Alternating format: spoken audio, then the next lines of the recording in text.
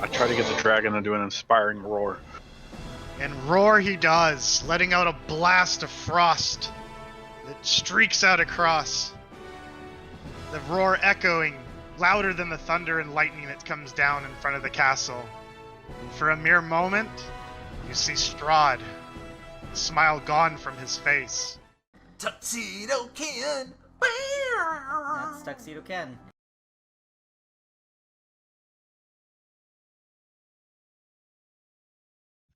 Alright. Where we return to the mists of Barovia. So the adventuring party has taken an extended rest. Very. on their way back from the Amber Temple. The clouds swirling in darkness, heading towards the central point of Barovia, known to be where Castle's Ravenloft stands. There's just an air about the forest, the wilderness.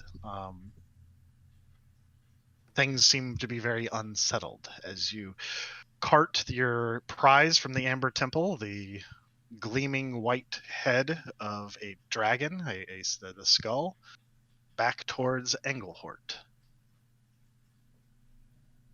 And that is where we begin.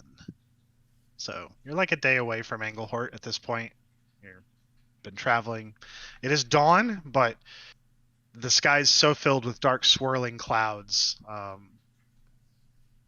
that you can hardly tell the difference between night and day at this point. So Has the fog been lifted even further yet, or how close is it to being clearer? if anything, it's thicker. What? What did we do wrong? Well, this ain't good, yeah?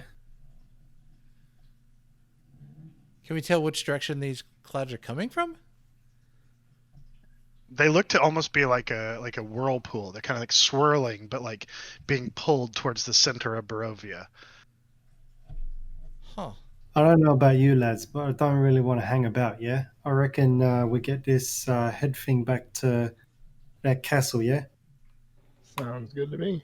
Yeah, something seems upset. I'm upset because I was very nice and I helped out that nice guy and he turned all mean and nasty against us. There was no reason for that. What is wrong with the people of this land? All right. So does anybody need to do anything before we head to Engelhort?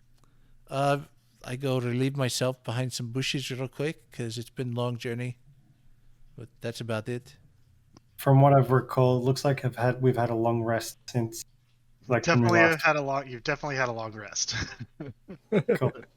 Feel free to reset spells or anything at this point.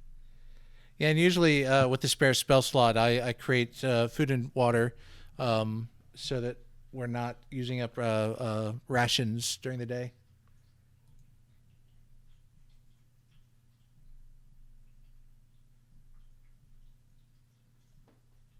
Knocking on the door. Turn the lights out. Just ignore him. Should we be on any particular map in Talespire? Not yet. I'll bring you to Engelhort here in a minute, but in the moment, just chill. Oh, right. How is Blink Dog doing? Well, the Blink Dogs was back at the orphanage. Oh, I forgot we did not have Blink Dog with us, which is probably safe. That's why you left him at the orphanage. I need to traumatize the poor thing. So as the party makes their way towards the manor, high above the river valley, juts prominently upon which looms this large mansion. Its turrets capped with fairy tale cones, its towers lined with sculpted battlements. Excuse me. A third of the structure has collapsed as part of the roof, but the rest appears to be intact. The dark octagonal tower rises above its surrounding architecture, and out of the fog comes a distant peal of thunder, quickly accompanied by the howling of wolves in the woods below. But the house stands silent, seeming like a fossilized remains of some long-dead thing smote upon the mountainside.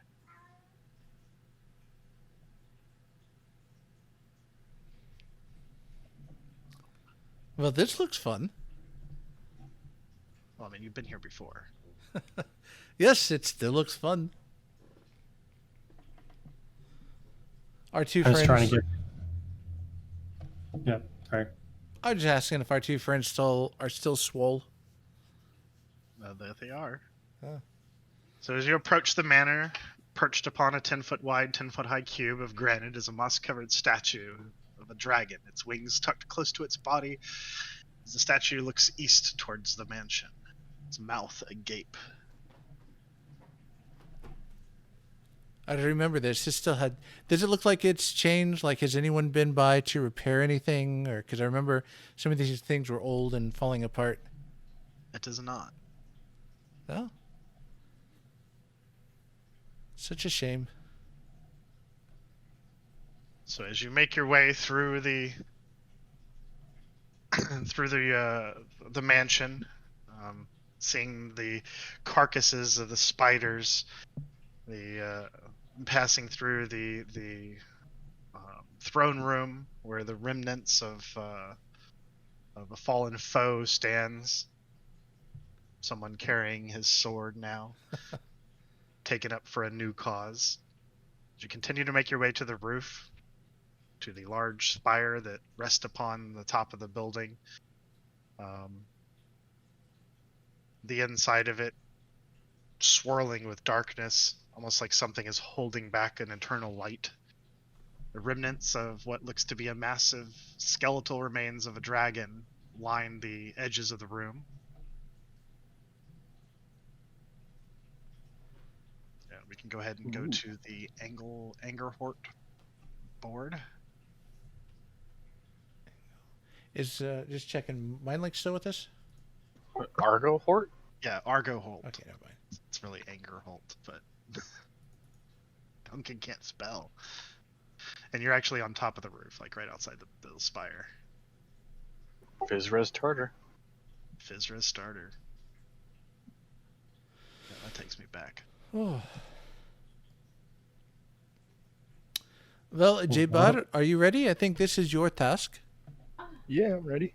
Let's go put it down. How's your ear doing, by the way? Sore. Still sore. You should get some cream for it. It might help. Do you have any?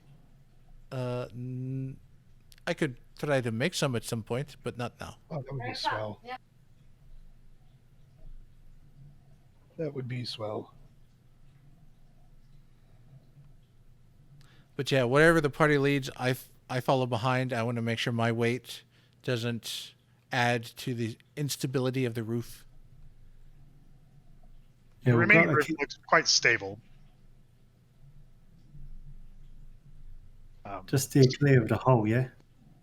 Yeah, I mean the hole is there, but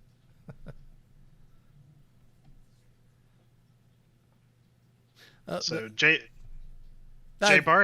go ahead. I'm so sorry. I was going to say Jebar after you, but go for it.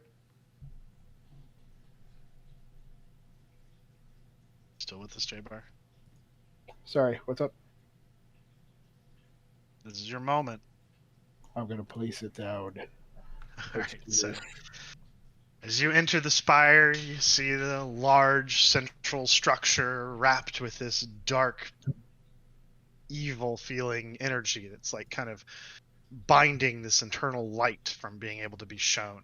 You can see that the walls of the spire are caked in just kind of like a moss and slime and just kind of a black ichor runs everywhere. You see the once gleaming white skeleton remains wrapped around the inside of the spire, missing one critical point component that you happen to be carrying with you. I'm going to approach that point. So as you approach it, the skull itself begins to emit a soft white glow. Is it still on my back? I'm assuming it. Okay. Am I strong enough to hold it like out in front of me? Or no? Yeah. You can kind of work your way up to the side of the wall and stuff, and it takes a little bit of stretching to get it. But as you reach up and place it into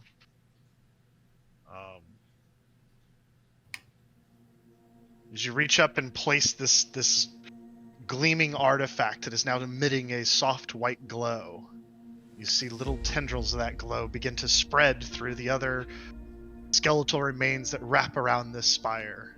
You see the lichen and moss begin to curl away and pull away from the skeleton as the glow begins to spread to each other, the bones, down the vertebrae, down massive arms into its tendril or fingers that are fossilized. You see small runes that are embedded in the wall begin to glow and pulsate with this soft white light. You feel a sense of calmness fall over you, as if a burden you've been carrying has finally been lifted from your shoulders. The beacon in the center of this spire begins to twirl and just strain against this darkness that wraps around it. It pulses, it pushes. And as the light begins to build, the darkness falls away. This music is epic, by the way. A column of blinding radiant light explodes out the top of the spire, blowing the roof completely apart. It stretches, penetrating into the darkness, the swirling clouds of Barovia that have plagued you since you arrived here so many weeks ago. And for the first time since you've stepped foot in Barovia, you can see stars. You can see the light from the sun peer in through. The chaos that surrounds the rest of the Barovia is pushed away, repulsed by this radiant energy. And through this opening, you see something begin to descend. Something that's been kept away from this area for countless years. As gleaming silver wings unfurl, and the massive shape begins to dive down towards the manor.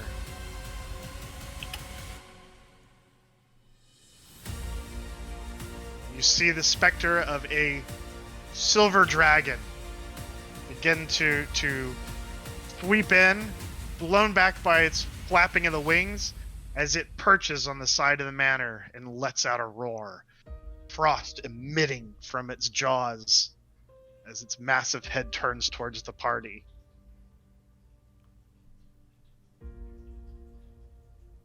Thulnam sort of wave. steps back. I step Just towards it. Its massive I look up jaw looks down at you, dripping with tendrils of frost, its silvered scales gleaming in the now radiant beacon that could probably be seen from miles around.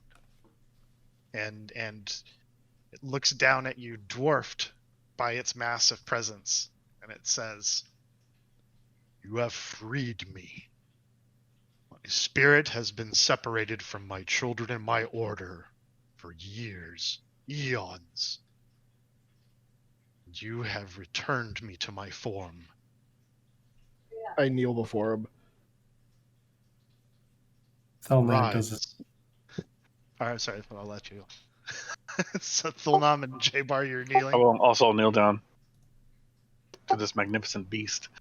Kormite also kneels, but she's checking her connection with Helm to see if it's a bit stronger than before. You feel the warm embrace of Helm's presence wash over you. The tainted, distant call of Helm is no longer there. It's as if she's standing beside you, comforting you after being away for so long. Your faith is restored. The rest of the party kneeling before this awesome sight as the dragon beckons you to rise. It says, You have freed me from perpetual purgatory. I can feel my children calling to me once more. He kind of looks in around the surroundings, takes in the manor, and says, I can see much has changed in my absence. I can feel the darkness still here, stronger Then I remember. What has transpired? Well, I mean, I've only been here a little while, yes, so I don't quite know what sort of time frame you're asking for, but I mean, shit's gone south, yeah? Oh, and people here are so mean.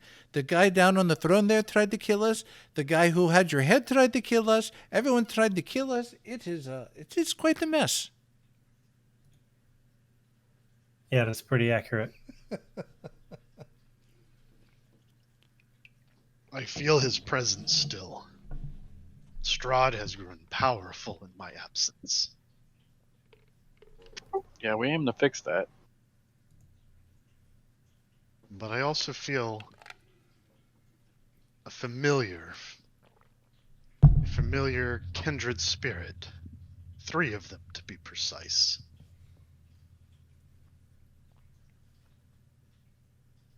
But there still is hope. Do you think he's... Anything you can do to help us take this guy down? I failed before in that endeavor. But I'm willing to try again. He must be stopped. Now, the guy down the throne says it is not a good idea to stop Strahd. Killing him may make it worse. I don't know what he's talking about.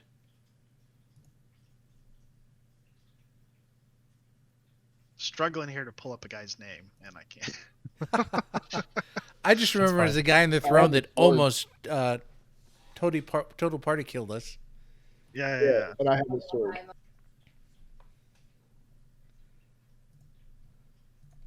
Jebar, you got all the swords. Fire, bat. I just want to take a moment to say, you timing that speech with that music, you gave me goosebumps. Yeah, that was pretty epic. I'm pretty fucking stoned, and that was amazing. I had one ear of my headphones off, and I had to put them both on because I got so enthralled in it. We got more coming. I just got to get to the right. Yeah, who has the sword? I do. He eyes you over. You carry Hornguard's great sword. Yes, sir. He was one of my cherished commanders. Leader of the Fallen Order. Where is Vladimir? Where is my commander Hornguard? What fate has befallen him? Did we kill him, or is he still alive? He has passed on to the great beyond, we are sad to say. That is why we carry the legacy with his sword. Let's see.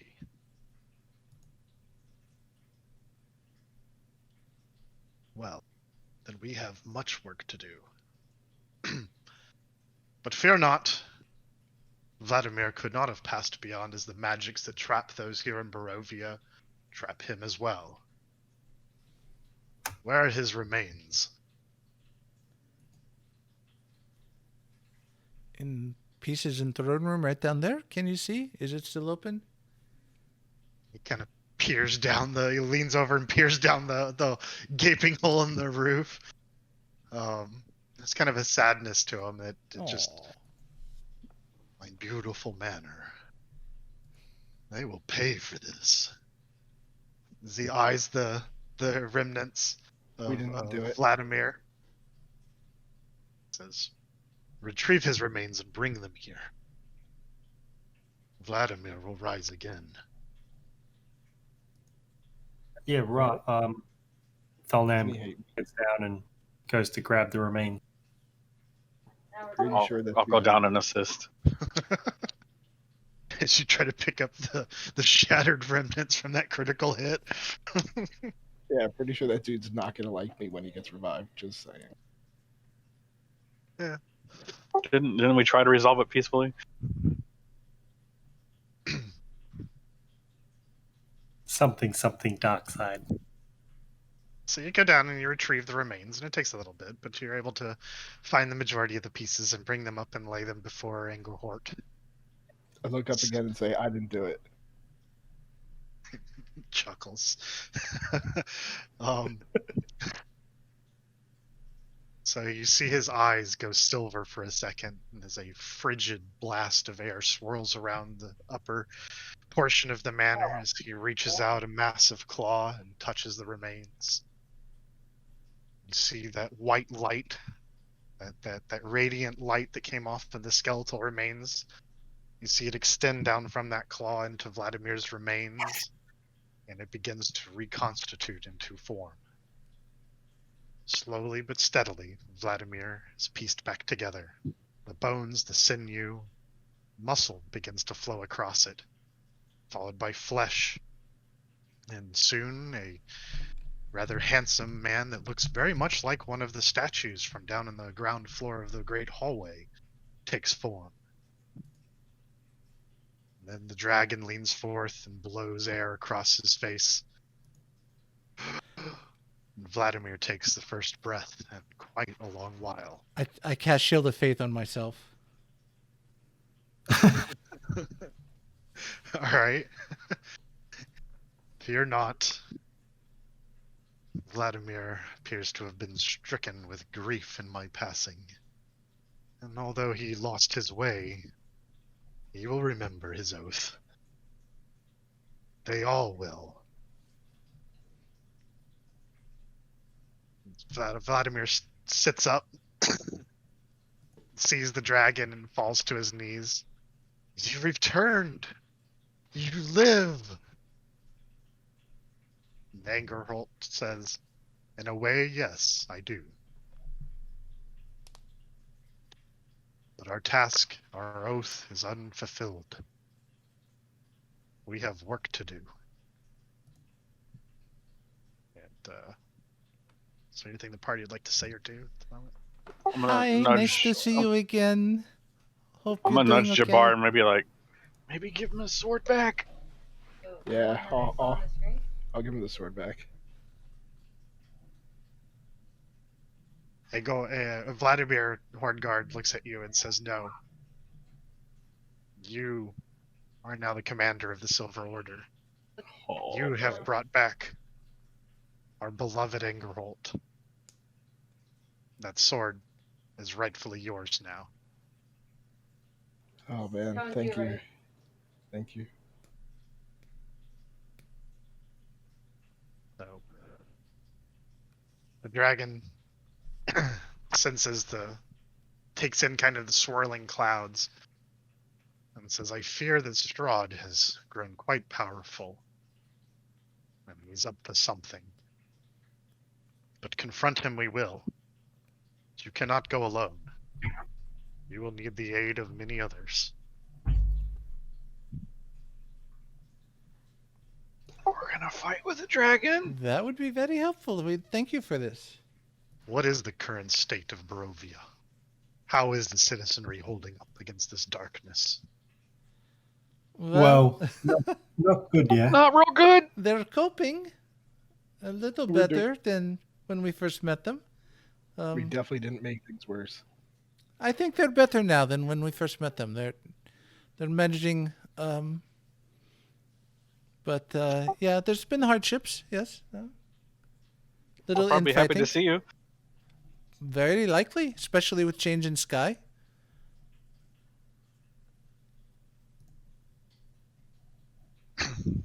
So he says that his power is limited, and he is not truly risen. But the same magic that binds Strahd here keeps him here as well. But replacing his remains back into the beacon... Alright, sorry. The remains back into the spire has been enough to break that bondage and free him. And the power and energy that flowed within him once again has returned to him. And he looks at Vladimir and says that we will need to rise the rest of the order if we are to siege the castle. So Vladimir kind of nods, starts heading back down inside of the castle and out back to the empty mausoleum. that stood empty when you arrived. The dragon says, "Join us," and leaps from the top of the battlements there and lands in kind of the back lawn there next to the mausoleum as Vladimir makes his way down and to the mausoleum, followed by the party, I'm assuming. Now, Vladimir, Yes, does he that's look... the small building at the back of the... Like 90% of this tonight, guys, is like pure improv on my part. No, that's fine. So, Vladimir, does he look risen, like humanoid? He looks to be flesh and bone, although his tattered remains of clothes are kind of just barely clinging to him. Okay, I didn't know if he was like an actual dead guy, a new race of Forsakens. He looks to be very much flesh and blood. Oh.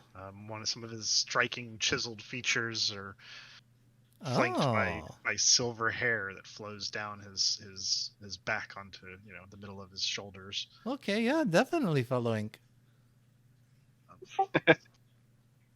So you make your way down to the mausoleum, on which Vladimir kind of gives way for the dragon to move its head down into the opening as it releases a blast of frigid, cold air. Even from this distance, you can feel it kind of wash over you and chill you to your bones. But as it blasts this frigid, cold air into the mausoleum, you hear several clicks as the floor begins to move away, revealing a massive catacombs underneath the mausoleum. Vladimir looks back up at Engelhort. It looks to be undisturbed. The druids missed this. The secret is safe. Well, the druids had their own problems that were facing them for a while, so that probably kept them busy.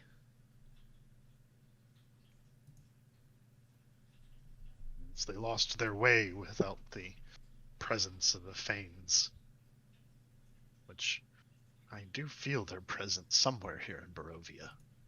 Yeah, I actually still have sap from that corrupted tree, so I pull it out and it's like, yes, they're having problems. 3 went bad, and so did land, so we fixed that too for them. You reconsecrated the Fanes' altars? We did with all the beacons. Yes, we did. You are surprisingly worthy.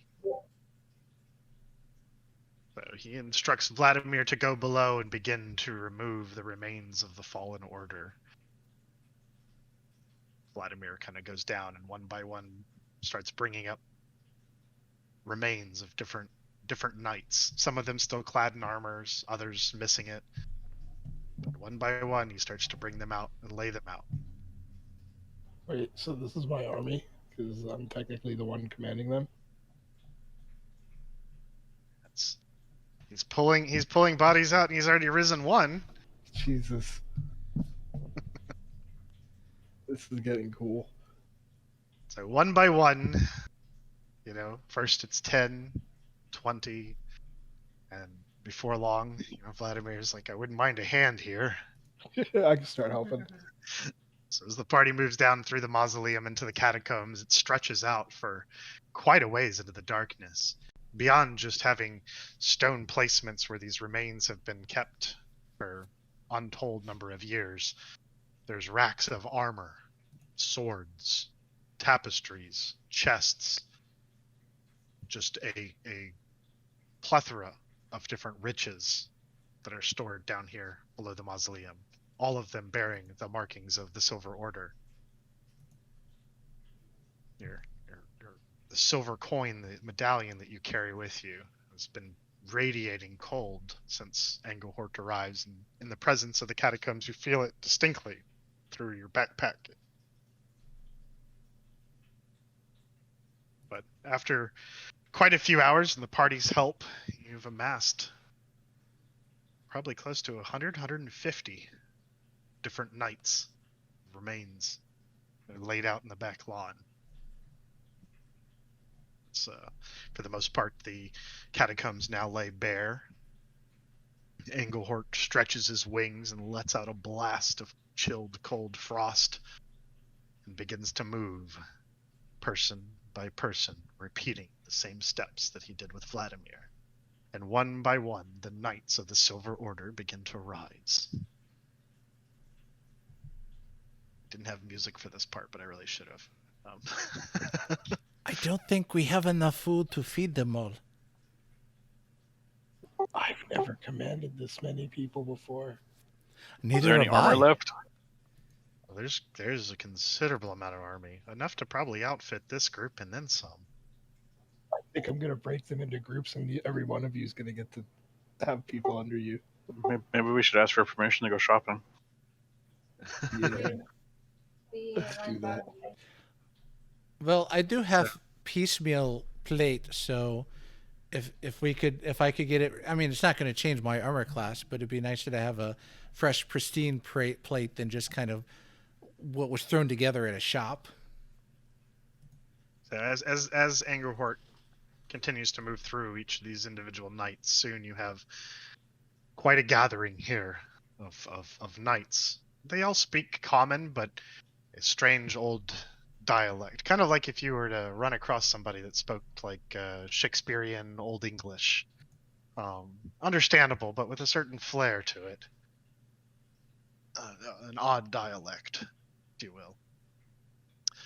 And Engelhort and Vladimir, hear kind of you talking about the state of your armor and weaponry, and says that the catacombs will be more than enough to outfit us, and then some.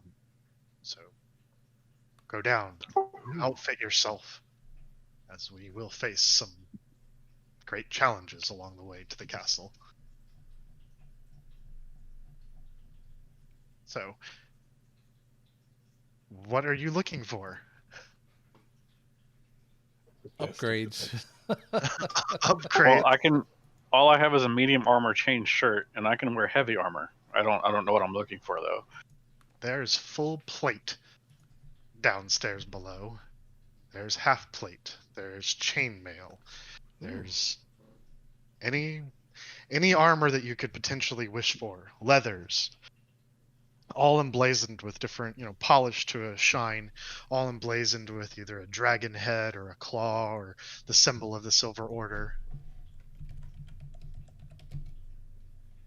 The same can be said for their arrows tipped with silver, their bolts tipped with silver. Oh my. You can also, don't you have one for detect magic? We can check for anything special. Yeah, Thulnam casts Detect Magic. And you are overwhelmed with the return glow of almost everything around you is glowing or touched by the magic that Engelhort is unleashing above. I'm looking for half plate +3. So there's nothing in here that will give you pluses. But if you have the ability to wear heavy plate, and that is what you wish to be wearing, then you find it down here and you're able to equip it. But there's no magical pluses to anything. Morumir goes shopping. But the swords, the maces, the hammers, the bolts, all are tipped with fine silvered working. Thulnam drops his arrows down and places them with silver instead, and takes about 2 quivers worth. Same. So out of character, I don't know what armor I should search for. Time here. So does it say you're proficient with heavy armor in the bottom left? Well, under the armor section, it says heavy armor, light armor, medium armor, and shields. Cool. So yeah, okay. The best heavy armor you can get is plate.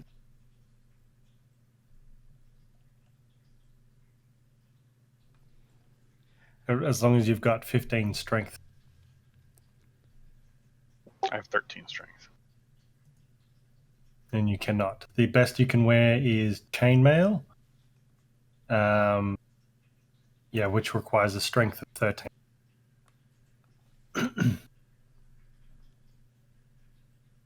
But it's an AC class of 16. Yeah, I'm not gonna wear armor because my AC would go down, I think. What's your AC currently? 15. Check half plate. While not wearing Oh, armor, he's on your bottom, AC bottom equals meat 10 plus in your the dex corner. modifier plus con modifier plus like any your shield hard bonus. right. Yeah, I think that if you have half plate, it takes you to 16. And there's no drawbacks for a barbarian wearing armor. Just if you didn't have good armor, Well, you're because I'm not wearing any at all. So what am I looking for? Half plate? half plate. Just see if that takes you up to 16.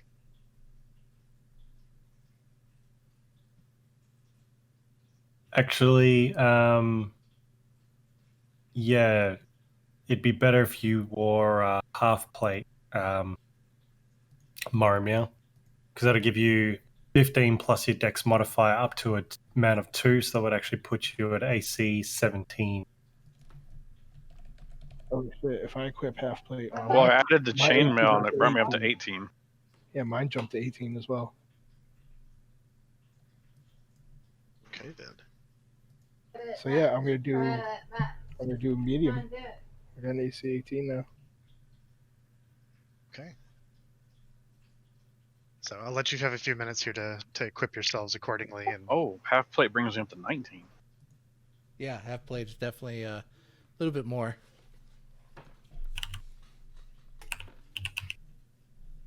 I forget how the modifiers work for armor.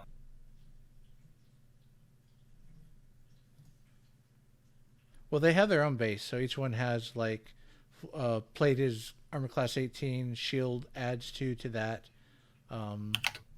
plus any bonuses. That's why I've been maintaining 20 this entire time. But yeah, I still have plate, but I just change it out for better looking, more uniform looking plate. yeah, I mean, you guys look like you were out of one of the tapestries that lined the halls of Englehort Manor. You look like imposing figures of order and justice. Thulnam takes a half plate, but keeps a hold of his current half plate, sell back later. Hardcore just changed. All right. So I'll let you guys continue to switch this out and stuff as we kind of continue here. So as you kind of emerge back from the catacombs, dressed in the attire, Englehort takes you in and says, "Oh, that is much more fitting for a commander of my legion." He looks to Vladimir and says, "Organize a scouting party, equip them, and send them towards the castle. We must know what Strahd is up to." Vladimir peels off and finds a few members of the order here, and they suit up and whatnot and head off into the woods in the direction of the castle.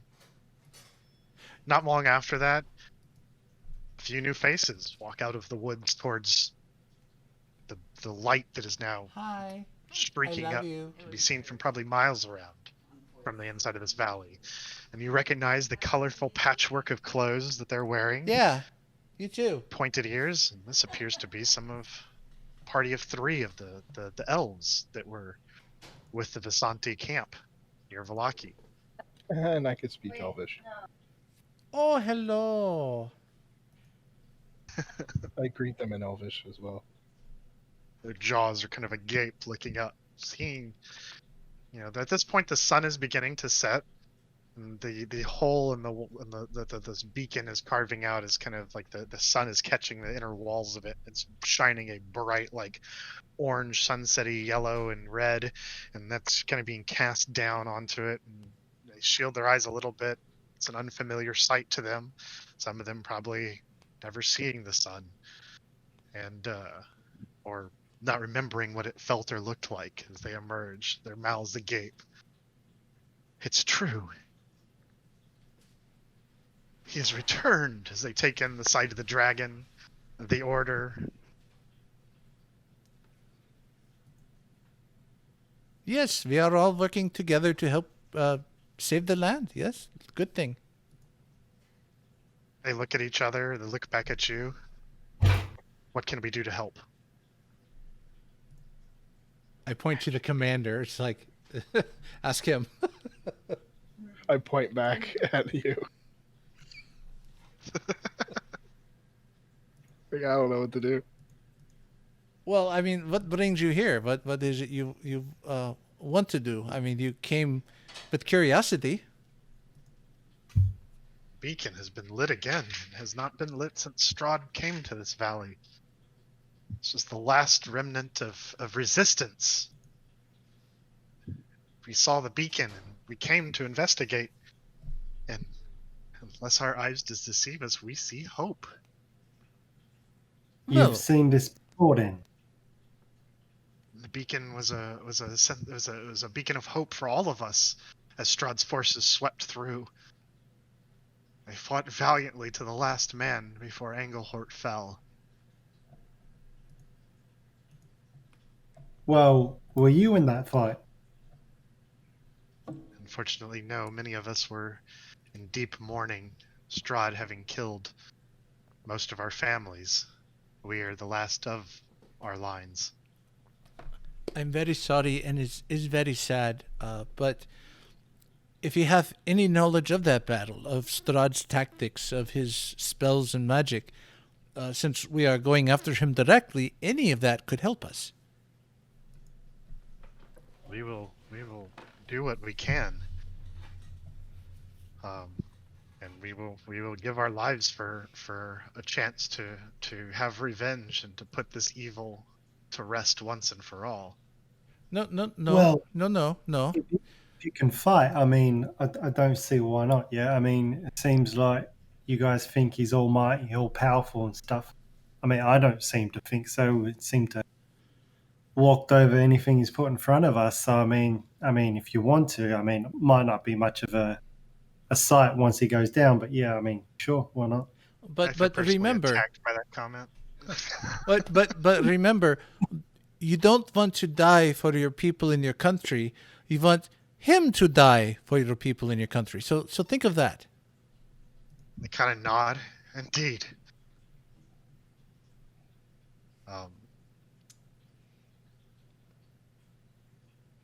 Engelhort kind of sees this interaction going on and says that if you are willing to fight for us, then arm yourselves, as we will need every able-bodied man, woman, and child. I fear he is up to something dark and mischievous. Well, it kind of seems like a lot. Yeah, I don't think the kids are going to be much use. Yeah.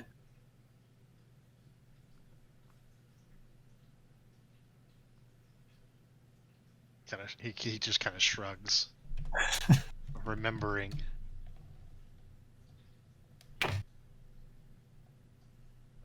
He speaks to a few of the other order in Draconin and tells them to I guess Jebar would understand this, but he speaks to a few words and then several of them snap to and salute and basically begin moving off into different directions into the forest surrounding Engelhort. And you basically can pick up JLez that he's given the order to spread the word that an army is being raised to challenge Strahd. The beacon has been relit, and the Silver Order marches at dawn. We have no time. I'll relay that to the party. I will be right back. And Kormite goes off on her own, just a little ways. Okay. And then I'm going to cast the sending spell. And I'm going to cast it to Irene. Hopefully she's still alive and not mad at us. Hey Irene, hope you're well. Sorry for the delay. Do you know what Strahd is trying to do? You can reply to this message. She's still alive. You hear a meek voice reply back after a few moments. Get my fingers out. He's raising an army of the undead. He wants to purge the land of all things living, so that nothing can disturb or separate me from him again. He's put me in a wedding dress. I'm somewhere deep within the castle. I don't know how much longer I have. That's the end of the message. Deep in the heart of the castle. No. Yeah. I go back to the party and kind of summon the commanders and get the dragon's attention, and just kind of let them know, hey, Irene's getting married. I don't think it's a good thing. I don't think she wants to get married. However, important news, Strahd is doing an army of his own. He's kind of copying us, which is really unfair. But it's going to be like dead people, and he kind of wants to make the land dead like the dead people. So we're going to have fight on our hands. Just FYI.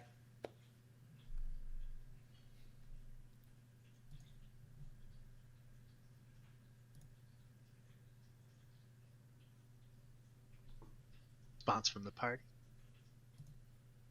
Sorry, what? Oh shit. Sorry, I had my microphone muted. Yeah, righto. It's sunset at this point in time. Yeah. Yeah, the stars can be seen kind of like coming out, and the whole of the beacon is like pushing away the clouds. They're still swirling about, heading towards like kind of the central location of it. There seems to be like for quite a ways around the manor, there's no fog. But I want to at least warn the dragon so that he knows what we're up against when we go tomorrow. Is the lack of fog radial to this manor, or is it Barovia? No, it looks to be radial to the beacon. Gotcha.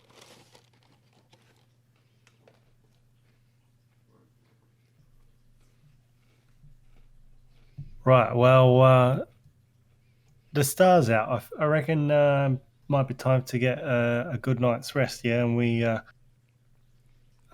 He turns to the dragon. He's like, "Should we be heading out in the morning, or you think it's going to take a day or two to get this army together?" Said we will march at dawn. I need a night to recover from expending myself. Yeah. Right. But he does like have some of his Silver Order bring out one of the long tables that's still intact from inside of the manor here. Brings it kind of in the backyard into the backyard basically. And does expend one last spell as he summons Hero's Feast. Ooh. Well, you know what? That just went up to me. I was just going to create food and water as much as I could, but you know what? This works really good. Create food and water is pretty bland. This looks to be spiced meats and wine and. True. I didn't want us to go in on an empty stomach, but I'm not going to turn this down. So I know that there's. You're going to reveal the effects, or can we discuss it? You can discuss it, but basically the effects of it is that any creature that is currently poisoned, has a disease, will become immune to poison, immune to being frightened, and all wisdom saving throws will have advantage. Its hit points maximum also increases by 2d10. So do we? In the morning, you can add 20 temporary hit points to yourself. Or I guess that'd be, you can increase your maximum by 20. And the effects will last for 24 hours. Quite a few of the members of the Silver Order are kind of, indulging in this as he's created like a couple of these little feast for all of his Silver Order. There's drink, there's food, there's a few fires that are being lit. There's several tents that have been pulled out of the catacombs, supplies that are being set up. One designated for the party. And it's probably towards the end of the feast that a couple of the people that he originally sent out towards Strahd Castle return back, and kind of report in to Angerhort that indeed an army is being raised. He is pulling countless fallen victims from around the castle back into servitude. Powerful necromancy at work. Engelhort seems rather concerned by this news, but the die is cast.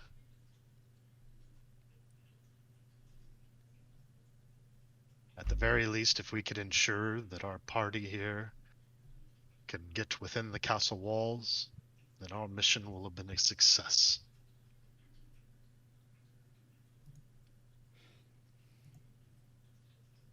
Yes, do not worry. We will definitely come and have a visit with this Strahd fellow and see if we can't take care of things from there. Engelhort says, "It is time to discuss tactics." He looks at Jebar. You. I look at. I knew. Go ahead. He looks at me, and I look at Thulnam.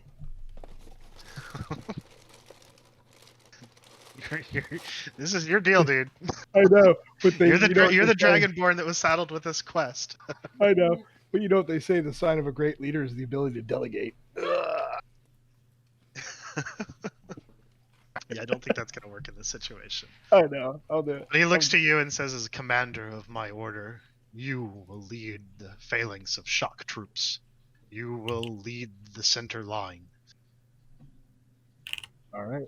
I like that. He looks to... Right up the middle.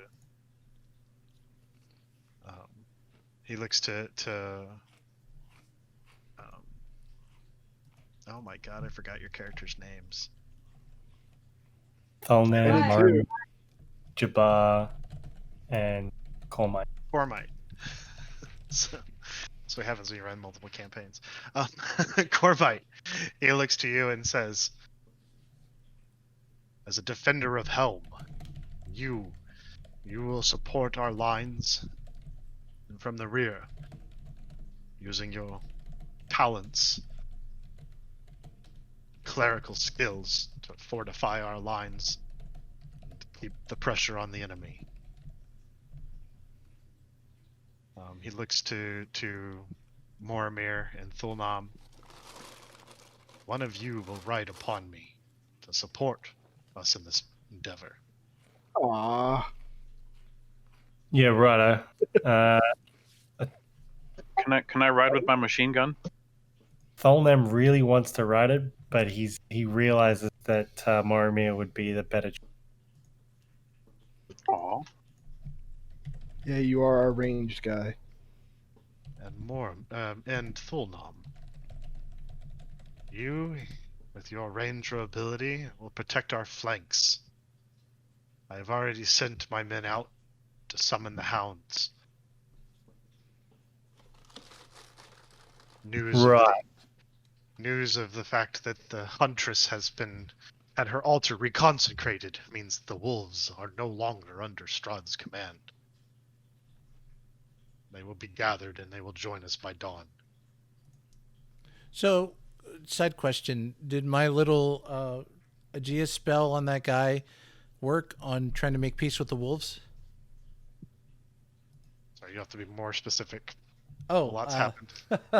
When we encountered, and I thought it was the guy who captured Irina, but we encountered that one guy on the bridge, and we killed him, but I stabled him, brought him back after we tied him up, and I cast a spell that commanded him to go to the wolves, and because he's the one who led the wolves against the town, and I said go to the wolves and have them force them to make peace with the. Talking about Victor? I thought Victor died at the bridge. Right, but we tied him up. I raised him up, and yeah, that's the guy. And then I cast, and I'd have to look up the spell again, which was a success. I'll find that spell and let you know. But he disappeared shortly after, so I don't know what happened afterwards. But I had a specific, I think it was a week-long command for him to do that. So I'll find that spell in a minute and let you know. I've lost I some do- notes and stuff, so like it does sound familiar. So I will say that the werewolves are not the same as the wolves that the huntress was kind of in her realm, but more will be said later.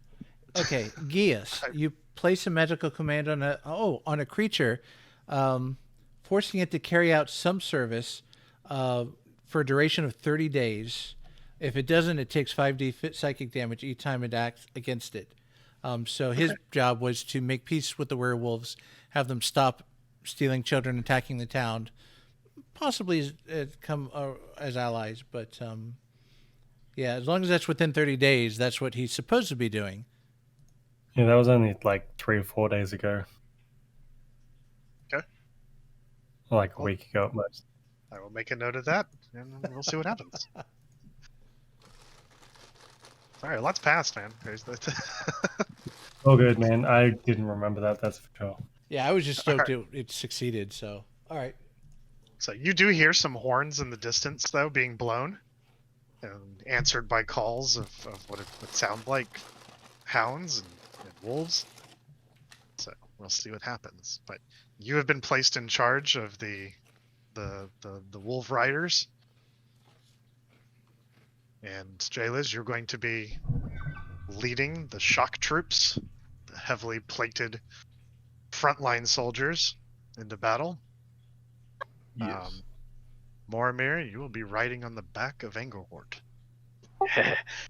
And Kormite, you will be supporting the front lines and the flanks with your clerical abilities, as well as being able to just lend support where you feel it's needed.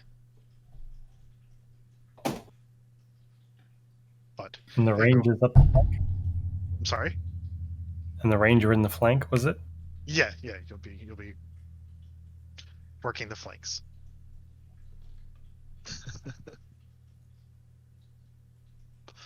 So, but Angerhort agrees that it is a good idea that we all get a lot of rest, and gives you a blessing, as for many this may be their last night walking once again. There is a sense of tension, but for the most part, spirits are good in the camp. You've seen a few more faces arrive, most of them Vasanti, but they've been outfitted. Some of them not exactly built to carry heavy armor and stuff, and those have been fitted with leathers and other gears. They're kind of figuring out how to hold and use swords, but they seem to be wholeheartedly backing this effort, this endeavor. There's a sense of purpose with everyone here. Is there anything anybody would like to do before we end this day? I'm good. I just set up a ritual prayer. This time, just very grateful, and a little prayer to just to watch over us. And if tomorrow doesn't happen, then I look forward to seeing Helm after that.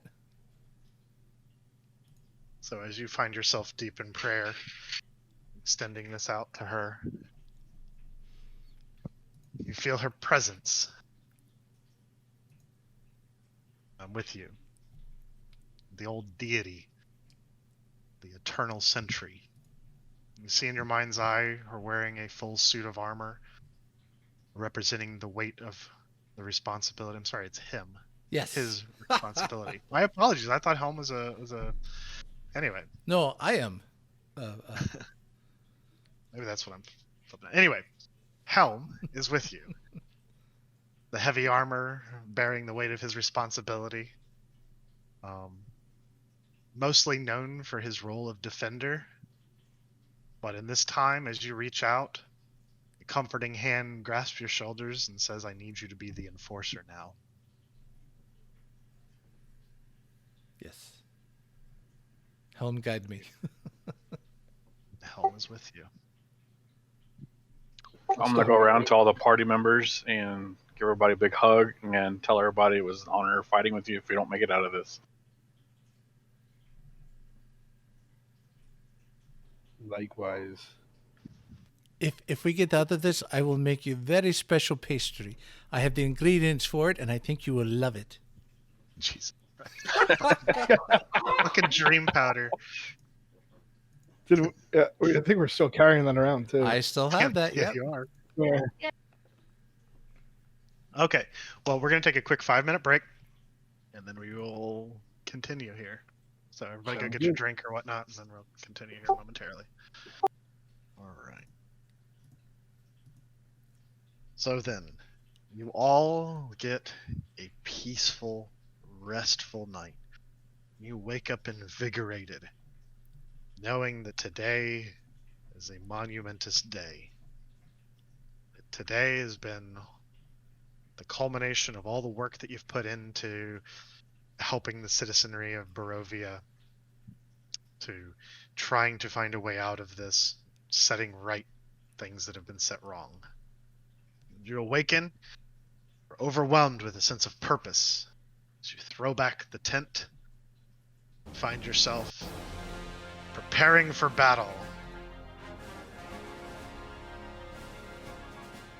The camp itself has already come alive as members of the Silver Order strap their armor on, say their final prayers, bannermen raise their banner, and ranks are beginning to be formed. Angerhort is giving direction, Vladimir and Horn are directing different soldiers, and you see quite a few new faces. Some of those from Vallaki, some of those that you had seen passing by in the streets of the village of Barovia upon entering after navigating your way through the Death House.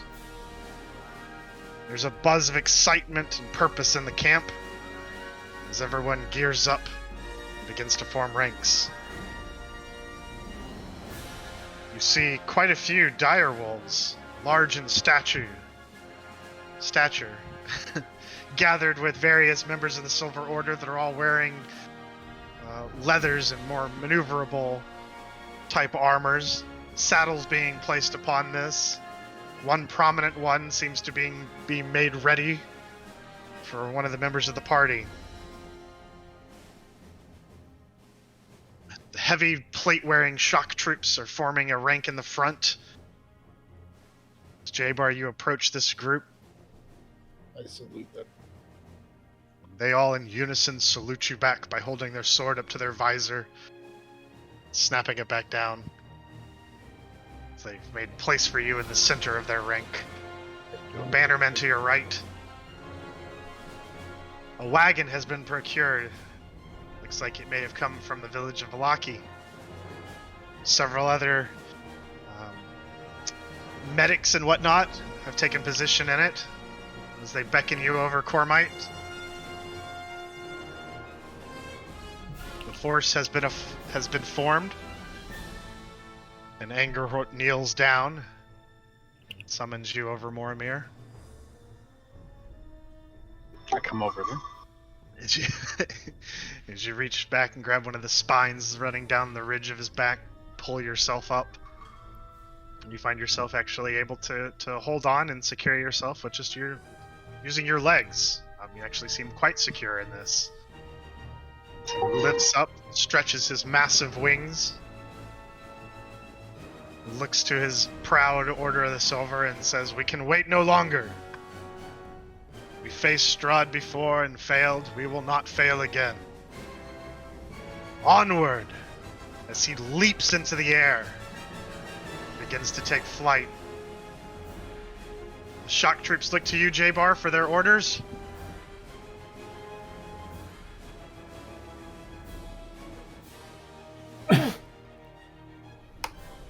Shock troops look to you, Jebar, for their orders.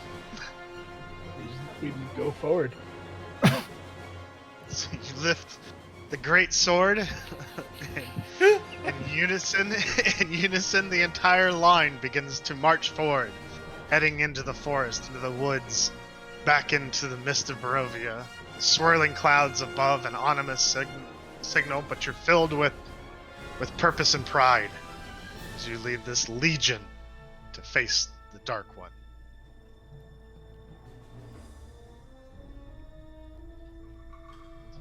begin moving through the forest. The dire wolves carrying you, Thulnam, in a phalanx of about 20 different riders, flanking you and behind.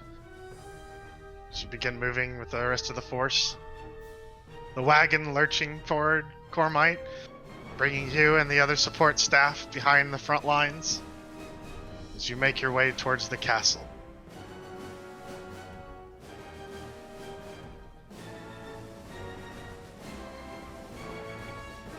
I unleash a Crusader's Mantle.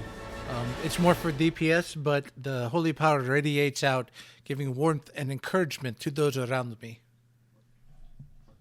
You see some of the tension ease around you. They're imbued with your radiant power. Helm's steady hand guiding them and giving them confidence. As the force moves through, and after a few hours trudging through the dark forest, the clouds getting thicker and angrier overhead, swirling about tighter and tighter as you approach where they all seem to be moving.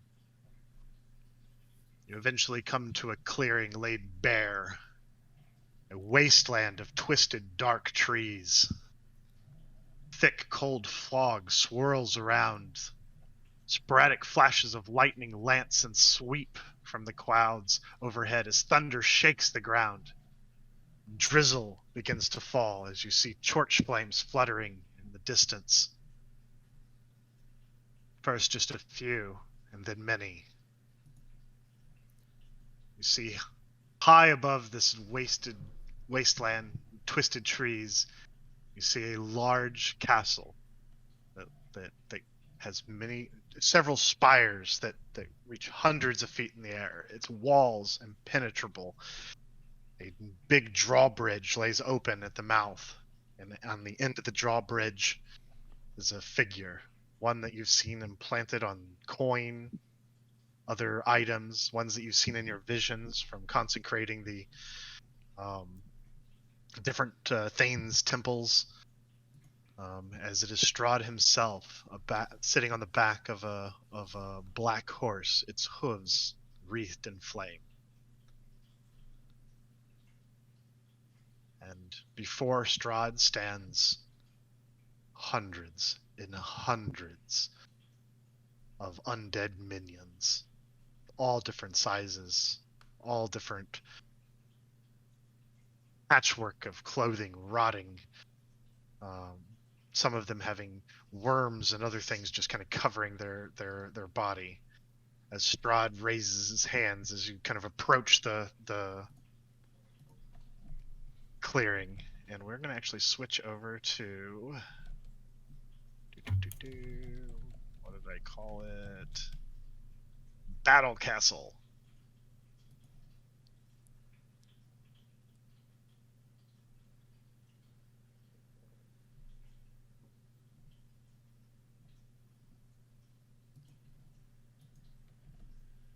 I really wish I would have had more time to prep for this. I'm sorry, guys.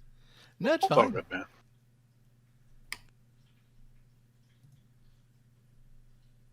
There's all my unique creatures. I still have a donkey set as the Blink pup. Donkey! Who, me? That's funny. No, not you.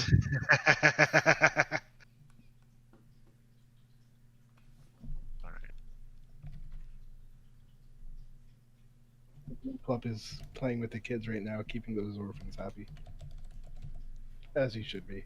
As all puppies should. Alright, so as the party and the phalanx of troops, the legion of the Silver Order that has been risen, as Angerhort circles the sky, comes down and lands on the edge next to the party as well, taking in this unholy sight of Strahd. Strahd's, even at this distance, you can see the corner of his mouth curl into a smile.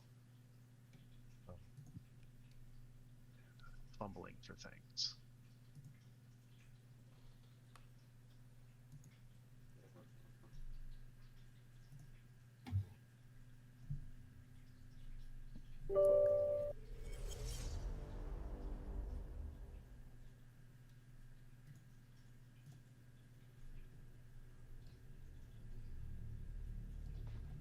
undead army clad.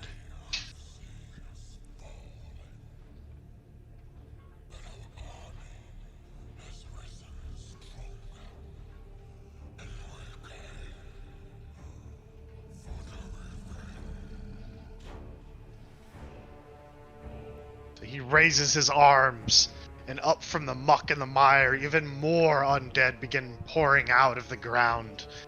Beast and demon form that tower over the regular size undead, vastly outnumbering the forces that you've brought for this confrontation.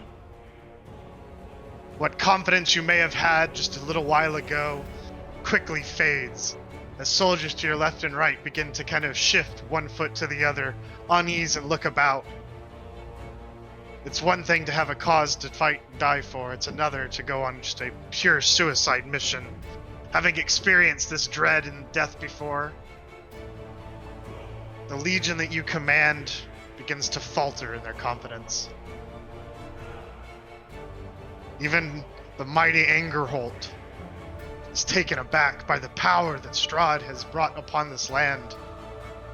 Unchecked for so many years, being able to study in the Amber Temple, to research these dark powers.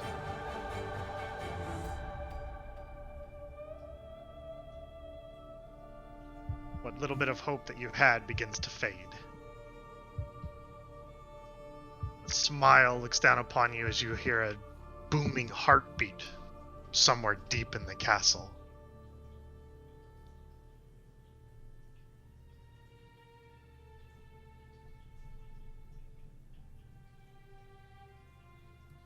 Party like to do or say anything? Are we all lined up in line? Yeah, you are in a battle formation. The bannermen have their things, but you're outnumbered like 10 to 1 right now. I call out to my to the commander. Go ahead and encourage your men, and I cast command on the encourage part. They begin to work up and down the line, doing what they can to try to boost morale here and there.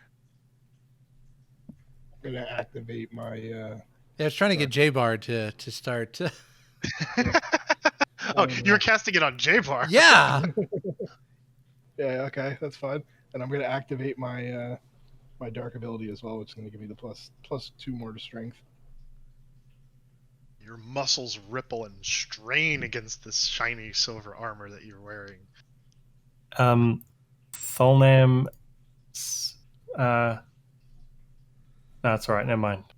I won't use that yet. I pet the dragon and be like, "We got this." Thulnam, on the back of his direwolf, paces up and down the 20 strong men that he has under his command. Right. We've got to keep them protected, yeah? These undead, they're the worst fucking thing you can possibly fucking imagine, right? Make sure to keep their asses covered, yeah? We stand between them and oblivion, right? We need to keep them protected as they go up. We can't get crushed. We can't get pincered, yeah? We all got this.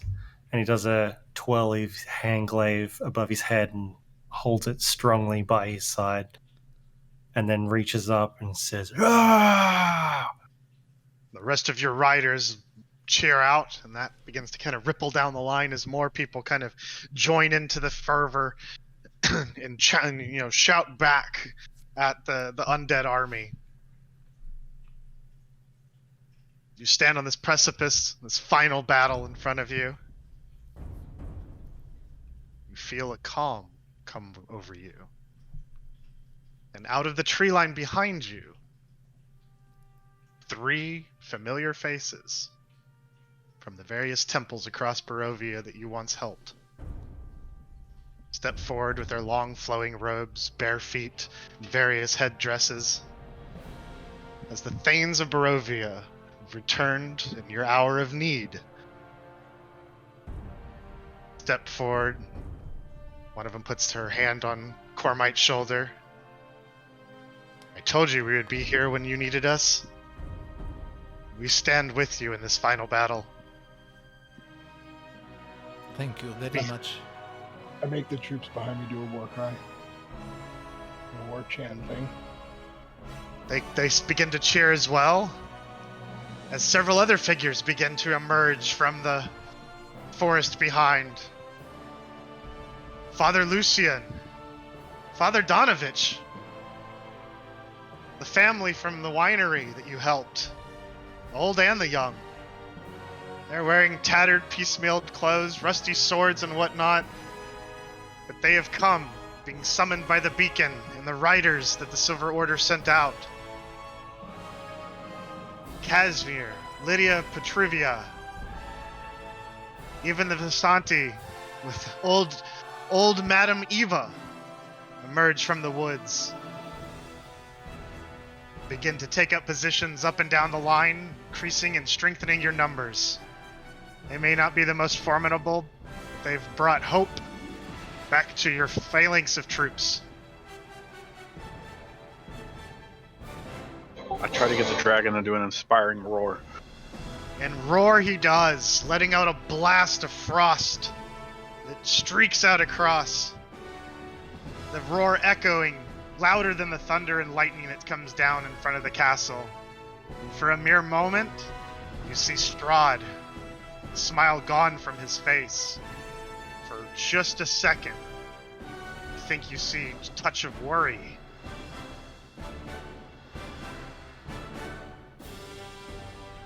I think it's time to charge, guys. The wings of Angerhort extend out, and with a rush of wind, he leaps into the air and shouts, "Let's get on with it then!" I lift my sword and command the troops to go. You hear several horns begin to blow as the entire line begin to descend down out of the trees and across this wasteland to meet whatever fate lies before them.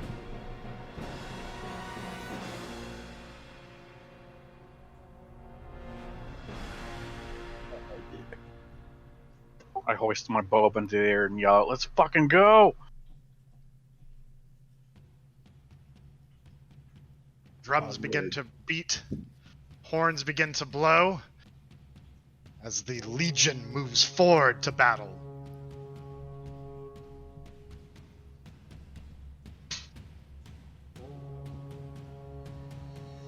The wagon Kormite that you're in, one of the Thanes jumps inside of it as it begins to roll.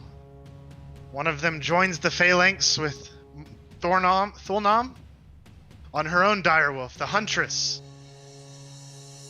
The Mountain Thane joining the shock troops led by JLez as the Legion moves forward, closing ground onto the undead army.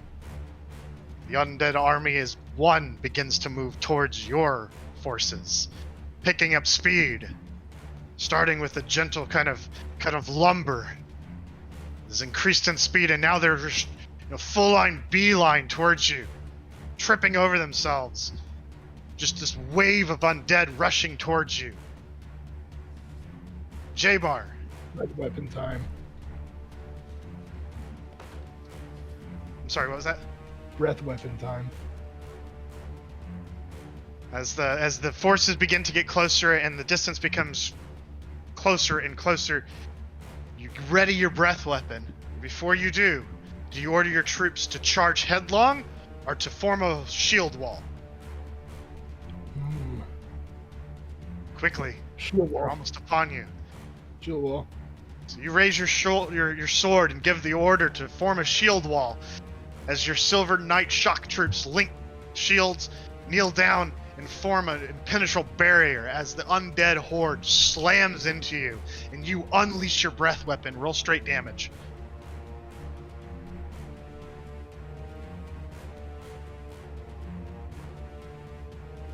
As lightning leaps out of you and just carves a path through 15 or so undead minions. Several of them explode, arms ripped apart. This thunder claps across the battlefield, overwhelms the troops to your left and right, holding the line as best you can. For a moment, there's a little pocket in front of you that quickly is filled by undead. Morumir, As you're hanging on the back of Engelhort, he comes in, swooping across the front line, and releases his breath weapon, carving a path 15 feet across for a good 60 yards through the horde of undead. But much like running your hand through a pool of water, quickly fills back in by new undead, hardly putting a dent in the numbers. As he's flying by, I unleash as many arrows as I can. Roll me 3 damages.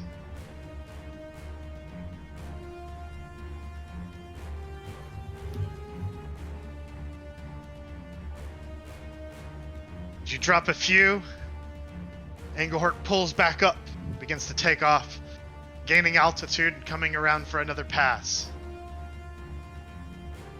Thulnam, as your riders are guarding the left flank, you see several fast-moving berserkers closing in on a weakened left side of the line as well.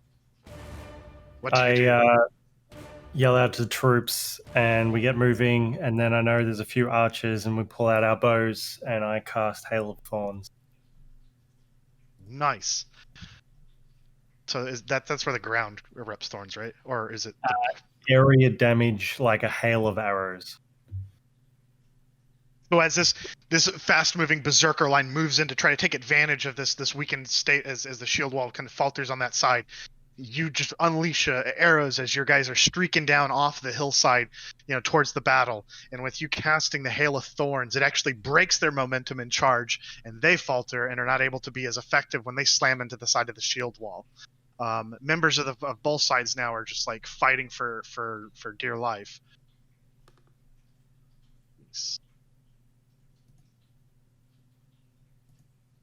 There we go.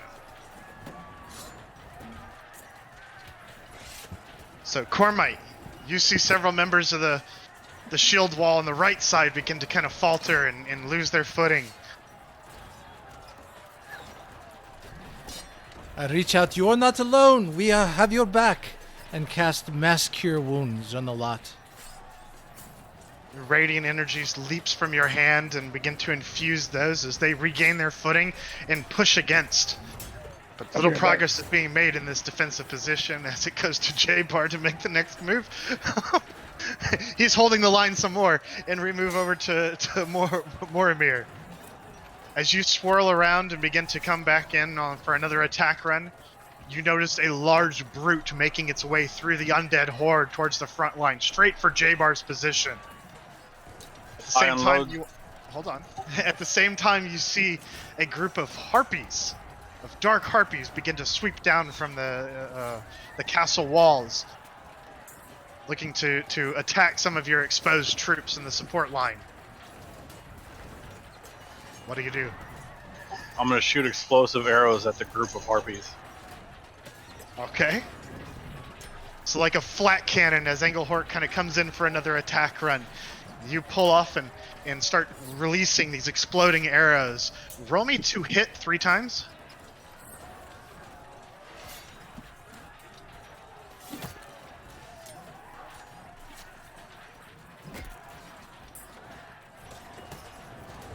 Every single one of them finds their mark and explode, taking out multiple harpies with each boom, boom, boom, as you just unleash one after another into this group of harpies.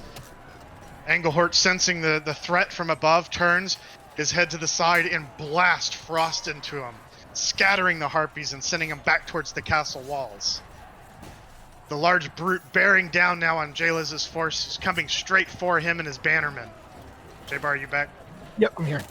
Okay, so this big brute is coming towards you through the line. What do you do? I draw my great sword and charge at him. Okay, so you push into the horde, breaking the shield wall. The people to either right of you sense your change in tactics. They lift their shields and begin to push, forming a wedge behind you as you drive in. The brute closing down upon you. Roll me to hit twice as you go to meet him in battle.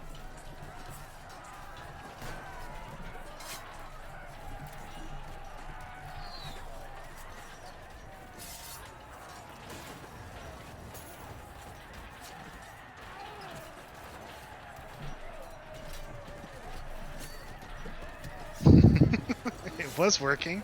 There we go. Okay, that's damage, not to hit. But that's fine. So taking this great sword and swinging with purpose, you immediately cut him at the knees. Swing it over your head again and bring it down with all your might as you slash into its clavicle. Black ichor and blood just like ooze out. He's kind of staggered for a second. What else would you like to do?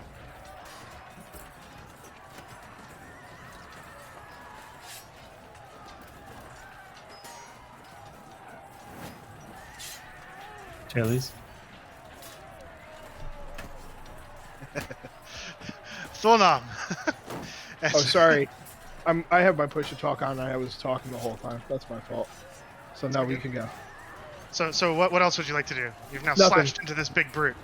There's nothing I can do. I use my bonus action and attack. No, don't worry about its action. Like this is all theater of the mind stuff. This is all just epic, well then- super movie stuff. Oh well, then like as that happens, I yell back to the troops behind me to keep pushing forward and to keep moving forward. As your troops begin to move in a wedge formation, cutting down these undead soldiers one by one. They begin to tire, but they are making progress ever so slowly as this wedge begins to inch closer to the castle. The support wagon begins to pull up a little bit as you keep pace with this push that's happening.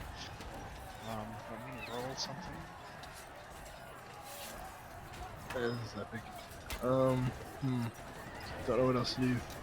After making a little bit of progress, though, the undead army and legion stops you in your tracks, pushing against you just as hard. The support wagon coming up. Thulnam, you see an opening on the flank there. What would you like to do? Okay, so judging by the forces that are there, I end up moving my troops, Wolfpack, through this wedge, and as I do, I cast a 50-foot long wind wall, 15-foot high, trying to help keep that line open, pushing one side back if possible. Like on the center of the wedge or towards the edge of the wedge? Towards the edge of the wedge, Okay. and drive up the center. So as you cast this wind wall, it pushes the fog and swirling rain kind of out of the way. Some of the flickering braziers of fire that were out on the battlefield kind of flickers. This just massive wave of wind just pushes them, and they struggle kind of against it, but they lose their momentum. And the left side of JLez's push is able to make even more progress, even if the center and the right side are lagging behind a little bit. Your riders take advantage of this opportunity and do a sweeping pass with you, unleashing arrows into the fray, further weakening that side, carried with quicker velocity by your wind wall. Kormite, what would you like to do? Is that brute still up and a threat? He's staggered and he's back on his feet a little bit, but he's still very much a threat. Helm does not approve of you, and I cast a flame strike on him.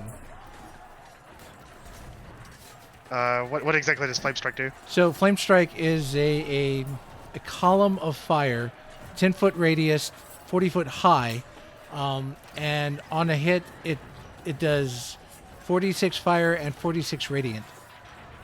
Okay, roll me both for the damage. As this column of fire erupts in front of you, JLez, on this foe that you've just struck twice, as you continue to struggle to push forward into this undead horde. The flame erupting, but not just any flame that's licked with glowing radiant energy. I'll have to hit that again because there's not an option for the radiant version. That's fine.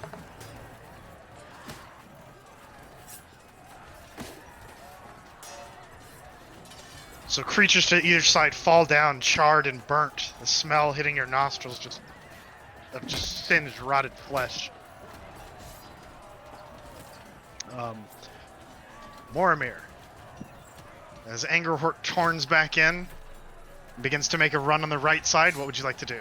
I want to unleash explosive arrows on that brute, try to help take him down. Okay. Roll me a 2 to hit. Just tell me what the numbers are. 24. And I just fucked up. Hold on. All good. A natural 20, so 31. So the first arrow hits and blows its arm off on the weakened side that JLez carved into. The second one hitting square in the chest and detonates with a sickening thud as parts of this brute just rain all over the front lines in Jebar. As you've wiped this muck from your face, the pressure on the front of your wedge has been relieved. Engelhort sweeps in across the right side and releases another flame blast of just molten, white-hot, radiant energy from his gaping maw that just carves through the right side as the wedge begins to move forward closer to the castle.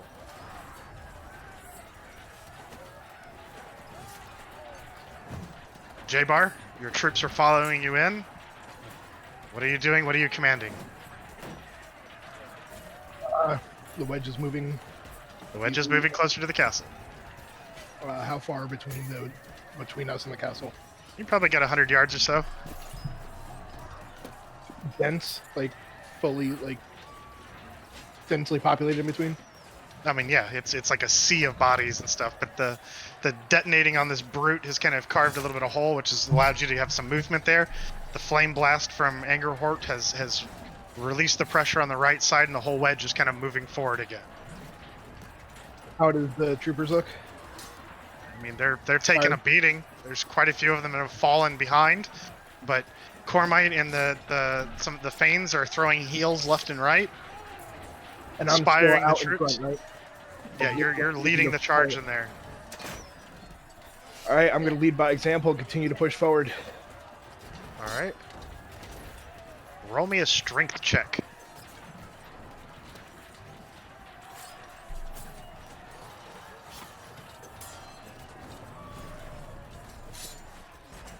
Yeah, of course.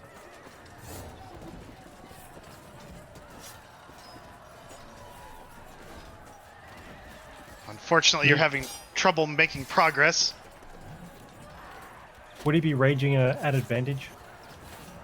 You would be raging in this situation, I would imagine, so give me Yeah, another roll. Good point. Ooh, better. That's the strength roll I expect from a Jebar. As you just summon the courage, you falter initially, and just double down and put your shoulder and summon all of your ancestors' barbarian rage power as generations speak through you as you just push like you've never pushed before. And somehow you're able to make progress yet again, closing the distance another 10 yards or so.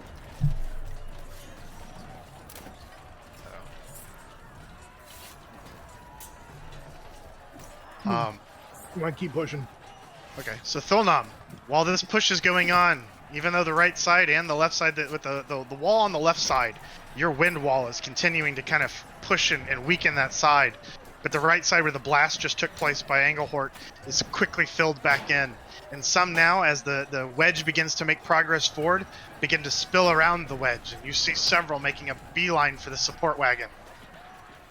Is there any sort of magic happening, or is it all like blades and bows? For the most part, it just looks to be like blades and bows and just, I mean, they're definitely wielding unholy strength, but you're not seeing magic missiles or anything fly around. I wind my hands in the air and I signal to the archers to fire, and I cast Hail of the Thorns at a high level, which is a bow attack. Longbow attack to the opposite side.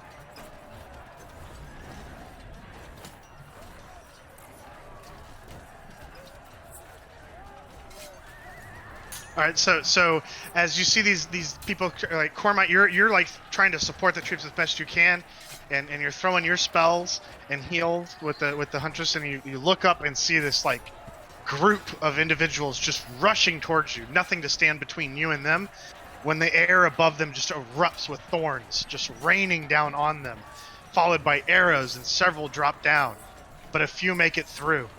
2 or 3 are beginning to climb up the side of the wagon. What do you do? Unleash spiritual guardians. I unleash a high-level little spirit, splitting it around, smashing them, trying to keep them off my people. As this aura of energy erupts around you as these spiritual guardians begin to slash and push into them. They fail their checks. You take damage and begin to fall back off the wagon. The few that made it through are no longer a threat. The wagon lurches forward and begins to move closer to the front. Jebar continuing to push.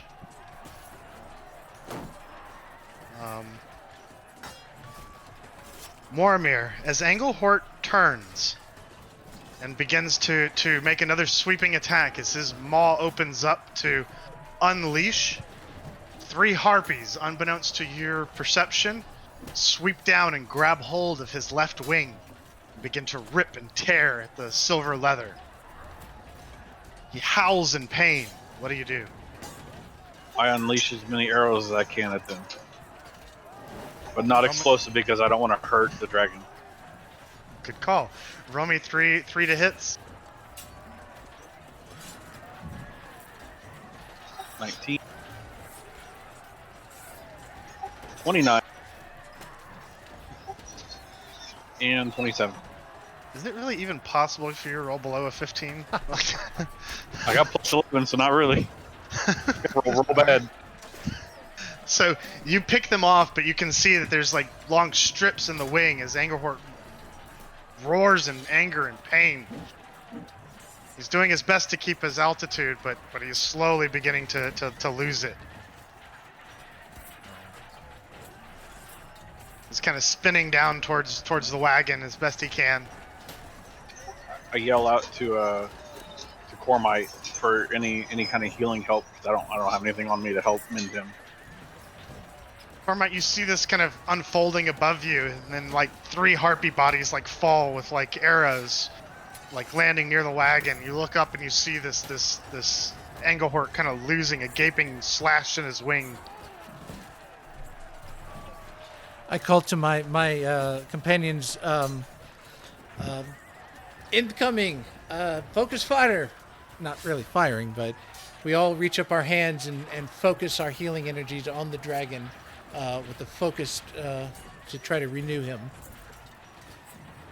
You see some of it come together, but not completely. The wing is definitely damaged, but you're able to at least stop it from ripping any further. Flaps as best he can, gains a little bit of altitude and turns, try to move away from the battle and gain some altitude to make another attack run. I try to pet the dragon and reassure him, tell him it's going to be alright. He roars with anger as he continues to try to gain altitude. Jebar, you're cutting down people left and right, but some of your line is starting to falter, having trouble keeping up with your advance. I think I'm going to slow my advance to make it easier for them to keep up. Okay. This way it eases the burden. You stop and you're defending yourself as best you can. As several take advantage of you trying to slow down a little bit and focus all on you as they kind of come in. Your spiritual ancestor to the left and right of you doing their best to try to be a distraction, but a couple of them are able to kind of get through and take you on. Roll me to hit.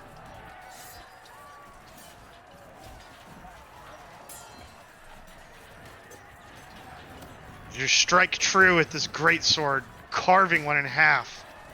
You swing again to the next one. Roll me damage.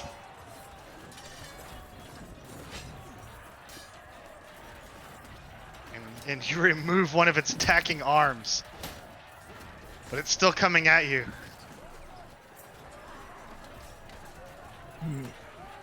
Can I kick it? Absolutely. Roll me an unarmed attack.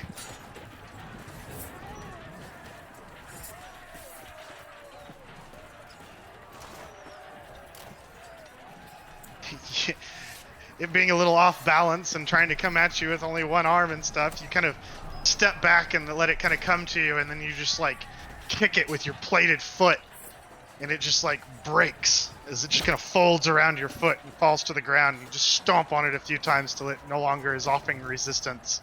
Yes. You begin to lift your sword and push again. You're a mere 50 yards from the entrance of the castle. I give like Strahd and the black horse no longer there on the drawbridge. I give like a pep talk to get everybody riled up and get the morale higher because we're making progress. All right. Roll me with advantage persuasion.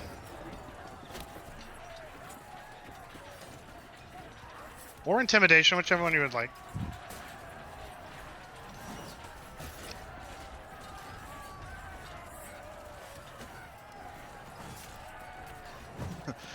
So you give a pep talk to the guys around you, trying to rally your bannermen next to you. And you look back at the undead horde and just let out a guttural, draconic roar. Something internal to you, just primal. Hearing the dragon above you is inspiring, and you just let loose with a primal roar. Even some of the undead and unfeeling are kind of unsettled by this display of just raw power. Thulnam. Okay. Good. Seeing this advance, Thulnam gives contact and hand signals and just directs all the wolf troops to charge headfirst into this battle, and holding his glaive forward right as this barrage of wolves heads into this army of undead. Thulnam misty steps straight in next to Jebar and swings his glaive around spiral style and starts cutting down undead and pushing them back to a distance. Fantastic. So, like, kind of like at the Battle of Gundor, when the Rohan ride into the mass of Orokai and orcs. Like, you see all of your riders just like slam into them, carving through as they make their first pass in and then dismount into the fray of battle. You doing the same and then misty stepping, carving a large arc and circle right in front of Jebar, cutting down the undead that pose an initial challenge to him, letting this entire force that he's leading right here close to him be able to push in. The wedge has gone from a wide V to somewhat of a point at this point, but you're still moving progress, and you're able to gain another 20 yards. The castle is almost within sight. The bannermen rally up, seeing victory, or at least their objective, so close. And there's a surge of strength. Kormite, you're kind of pulling up as fast as you can, or as close as you can, but even now you're having to now deal with some that are slipping through as you kind of push into the undead forces, and a few of them break through and start making their way for the wagon. We try to get ourselves as close to the front line as possible. I pull out the holy symbol of Ravenloft and hold it up, and I cast Turn Undead, so any not engaged will get the heck out of here. Hopefully clearing the front line a little bit as well. So Jebar, Thulnam, both of you from like behind, all of a sudden you see this bright flash of light, this radiant energy, sunlight, the warmth of it breaking through across the battlefield. And those that you're personally right now engaged with don't seem to be affected by this, but those that are behind them, backing them up, those between that line and the castle begin to falter and scatter as the Turn Undead effect takes hold. The line meeting very little resistance as they continue to carve down those that are directly in their path. The castle is right in front of you as you close in. Morumir. As I'm sorry, Jebar, what were you gonna do? I was just like, go. Okay, yeah. So the full force is kind of like making a beeline at this point. There's a clear path to the drawbridge at this point. Morumir, you're on the back of Engelhort and you see this kind of unfolding. They're almost to the castle drawbridge. The battle is still raging, and there's undead scattering from immediately around the center line, but your party now, especially with that misty step and the swinging of the glaive, is right there on the doorstep. What do you instruct Engelhort to do? Carve a line down that bridge and clear the path. And then after that's all done, I'm going to use prestidigitation on him. And I can't do much, but I'm going to try to clean his wounds and give him a little bit of relief. Okay. So Engelhort comes screaming in, this time not from quite as high of an altitude, but with anger and purpose, unleashes a blast, carving out across the drawbridge any remaining kind of undead that were there, blocking the path to the castle. Quickly, like, kind of freeze and, like, fall over and shatter, just being blasted by this, like, frigid cold frost blast from Engelhort's maw. You cast your prestidigitation and clean what you can out of the wound from the harpies scratching and clawing. You do see that the wound is definitely a cleaner. It's a clean wound at this point. But he does look to be struggling to gain altitude again. If I can, I want to take whatever pot shots I can at any groups with my explosive arrows. So you definitely work some of the flank as Engelhort turns to try to gain altitude and move away from the battle. Taking pot shots, just dropping them left and right as you just arrow after arrow. Jebar and Thulnam, you're practically at this point on the drawbridge. There's really no forces between you and the castle, but you're still kind of carving in any remaining kind of undead that are still like there on the either side of kind of the wedge, trying to carve a little bit more of an opening so that Kormite can kind of catch up to you. The battle is raging, and it's gonna be raging for a while. But the objective of getting to the castle is at hand. You're about to cross the threshold and step into the courtyard and head for the front door of the castle. I look at Thulnam and give him a nod that him and I should make a run for the castle while we can before they pull the bridge. I tap on Jebar's soldier and shoulder and cast protection from good and evil and give a battle cry as he motions for me to head forward. And I push through, waiting for a moment if I need to cast Ethereal Step, if I need to close some distance sooner rather than later. You step onto the icy drawbridge, caked in a thick layer of frost and ice from the blast of Engelhort. There's nobody between you and the castle at this point. You've made it through the battle. You're on the other side. You look back across the carnage.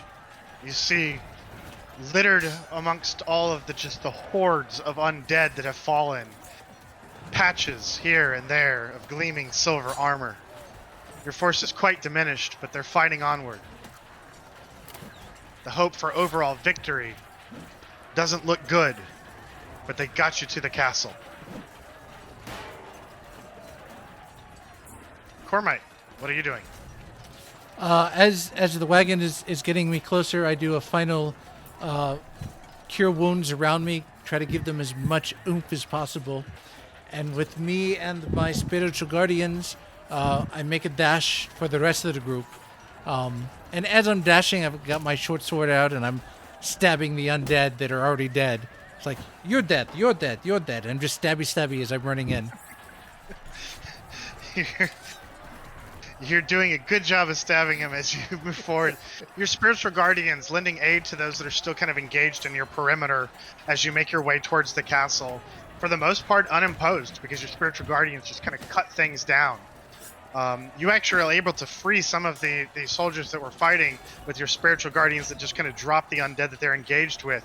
And they rally with you to get you to the front of the drawbridge. And they look at you and they're all heavily breathing, muck covering their bodies and faces in armor. They see the battle unfolding behind them, their brothers in arms, valiantly trying to fight this undead, overwhelming horde. They turn back to you and say, go. We will hold them as long as we can. End this once and for all.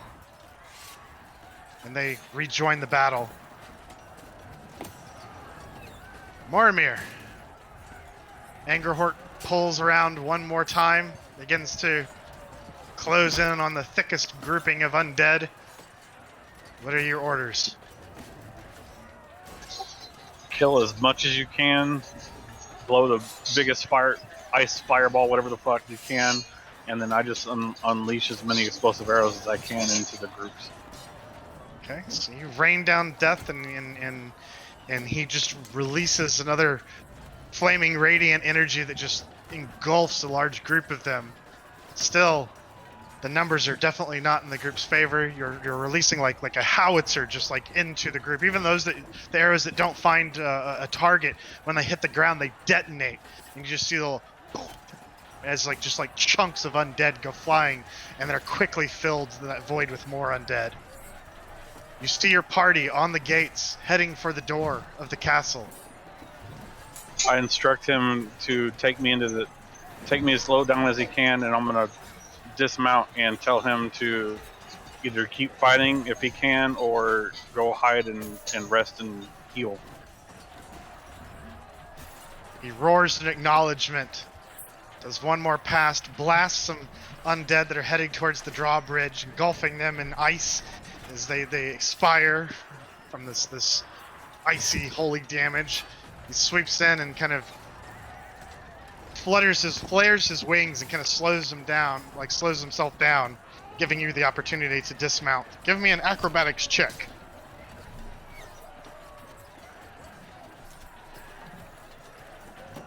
$15. You're able to 3-point superhero land right next to the party. Nice. He then flaps his wings as hard as he can to try to gain altitude.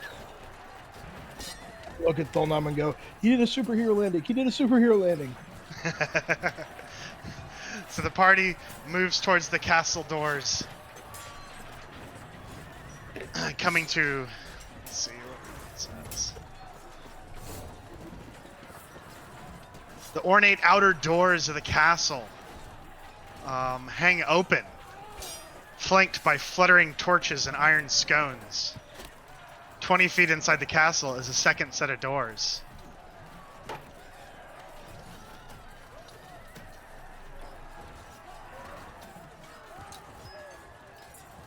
Is that we push on up to those doors to the Oh, open? sorry. I didn't know that was me command thing. That's all good. Sorry. If I wasn't very specific, I'm trying to juggle a few things. Yeah. Yeah, let's keep pushing. Where's Kormite? I'm with the group. I tried thaumaturgy on the door. If it's not locked, it should open. Well, the outer doors are actually open, and if you all want to actually go into Talespire now and move to...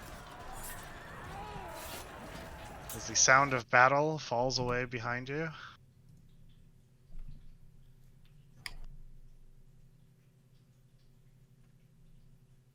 As you've made it into Castle Ravenloft. Da, da, da, da. You slam the doors shut behind you to ensure that no undead can follow you in. What's the map called? Battle Castle. Battle Castle. So you're actually, if you just double click your character, it should take you to wherever you're at.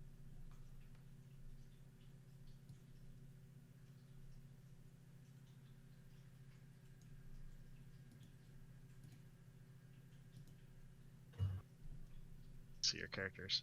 Yes. Does everybody see their character? Yep. Fantastic. Okay, so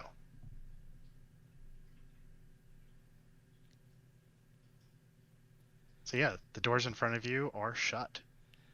I cast thaumaturgy. If it's not locked, it should open. Boom! The doors fly open. And I marched through with my chest all puffed out. Of course you would. How I roll. The doors swing open, revealing a grand hall filled with the sound of organ music. Now, I do know that Irene said she was down below, so it's possible that Strahd may have withdrawn downstairs somewhere. I'd say that's a pretty safe bet. No. No? I'd agree with that.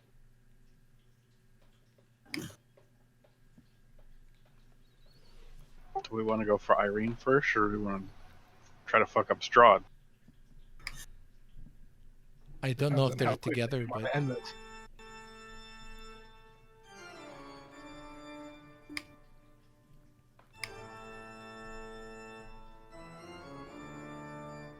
Be at light just up a little bit here. how lovely. You think he was expecting us? Just a little.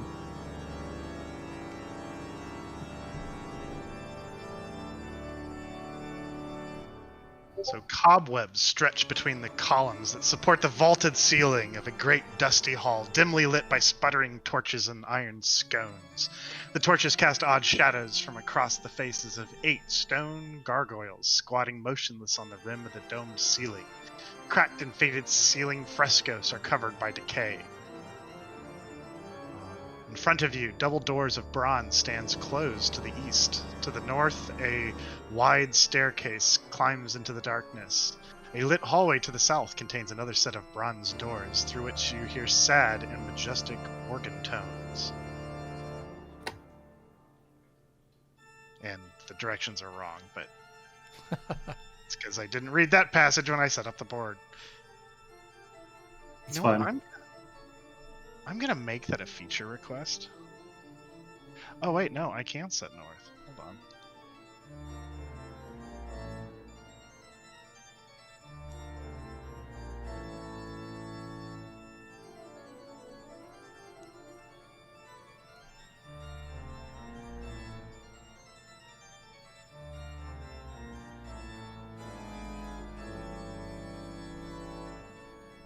Well, there's a button to do it, but it doesn't seem to be working currently. Possibly while we're on the map, it's not going to work.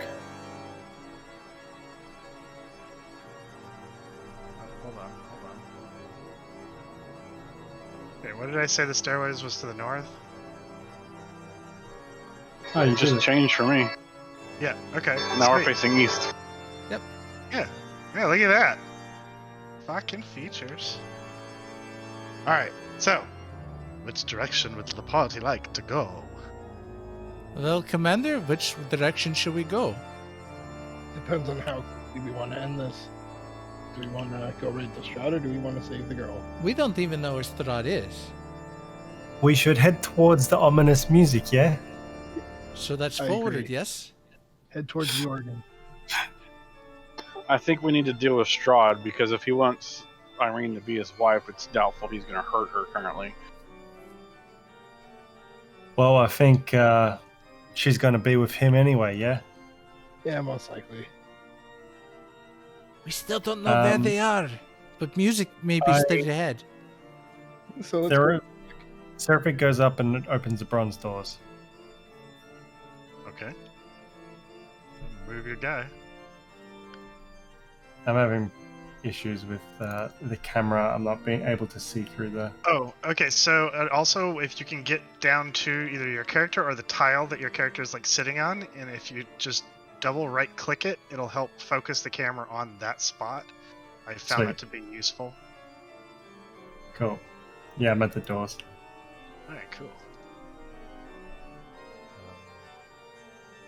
Swing open. Oh, I'm glad they're bronze doors and not amber doors. Oh, I hate amber. This great hall is choked with dust and stretches into the darkness ahead. Webs hang from this arch ceiling like drapes, and life-size statues of knights line the hallway on both sides, their eyes seemingly to watch you. Is there any room behind them? I mean, the room actually looks very similar to what this hallway looks like. Oh, so I can't like sneak behind a row of... I might be... You could climb behind one if you so chose. Yeah, I'm actually going to try to climb behind them and try to go up that way instead of walking down between them. Okay, so just kind of skittering along the wall behind the statues. Yeah, because I don't want to set off anything. Okay. Like cobwebs kind of like cling to you as you in dust, like as you kind of like make your way through this hallway. But other than that, nothing else really happens. Their eyes seem to follow you though. Hello, nice place you have here. Just passing by. Thulnam moves with purpose in the way he walks. He's not paying too much mind and just heads straight up to the doors at the other end. Sounds good.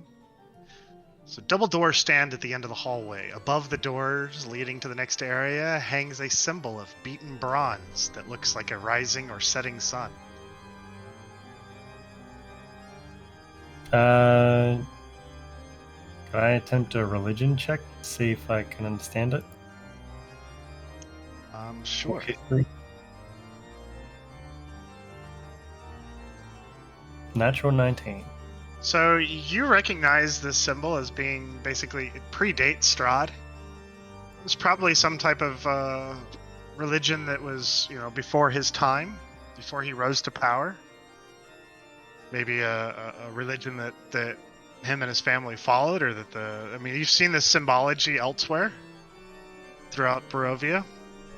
At Father Donovich at Father Lucian's church.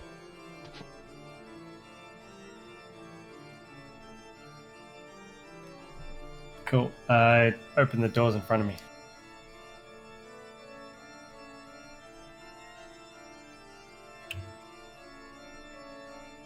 Dim, colorful light filters through the tall, broken, and boarded-up windows of stained glass, illuminating the ancient chapel of Ravenloft.